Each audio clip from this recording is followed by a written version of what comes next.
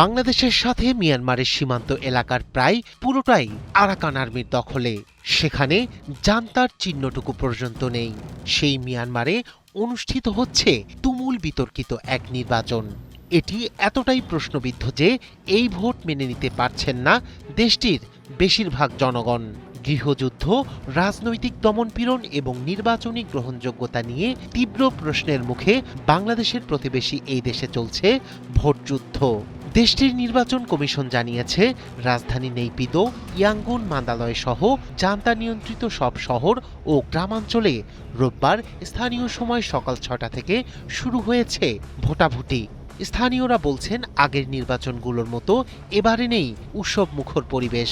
নির্বাচনী প্রচারণা ও জনসচেতনতা অনুপস্থিত এবং সাধারণ মানুষের মধ্যে বিরাজ করছে আতঙ্ক।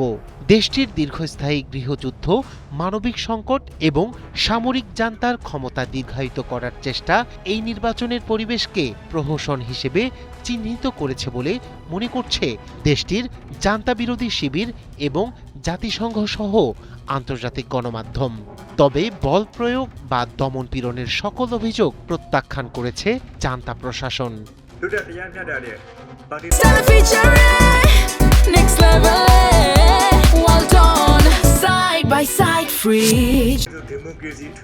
নানা নাটকীয়তার পর জান্তা শাসিত মিয়ানমারে ৫ বছর পর চলছে জাতীয় নির্বাচনের ভোট গ্রহণ। ২০২১ সালে সামরিক অভ্যুত্থানের মাধ্যমে নির্বাচিত বেসামরিক সরকার উৎখাতের পর প্রথমবারের মতো দেশটিতে হচ্ছে ভোট। ২০২১ সালে সামরিক বাহিনী ক্ষমতা দখলের পর এই প্রথম জাতীয় নির্বাচন হচ্ছে দেশটিতে।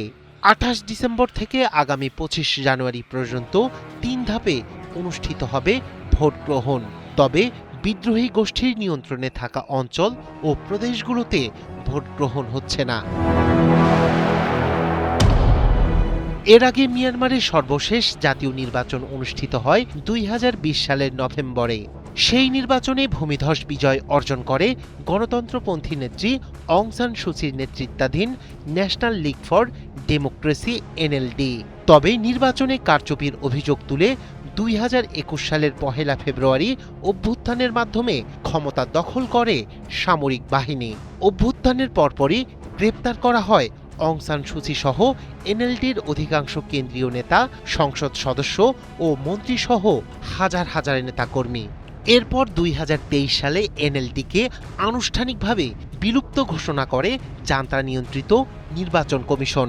ফলে এবারের নির্বাচনে অংশ নিচ্ছে না দলটি। একই সঙ্গে এই ভোট বর্জন করেছে ২০২০ সালের নির্বাচনে অংশ নেয়া অধিকাংশ রাজনৈতিক দল।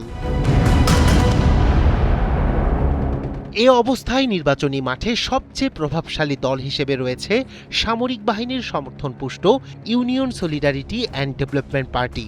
স্থানীয় বাসিন্দারা জানিয়েছে, আগের নির্বাচনের মতো উৎসবমুখর পরিবেশ ও উদ্দীপনা নেই এবার। জান্তা সরকারের ক্ষমতাকে বৈধতা দিতেই এই প্রহসনের ভোটের আয়োজন করা হয়েছে বলে মনে করছেন বিশ্লেষক ও অধিকার কর্মীরা।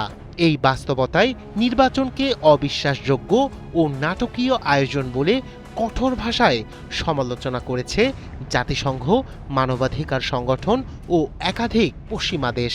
তবে জান্তা সরকারের দাবি, মিয়ানমারের সংঘাত কাটিয়ে রাজনৈতিক ও অর্থনৈতিক পুনর্গঠনের পথে নতুন অধ্যায়ের সূচনা করবে এই নির্বাচন।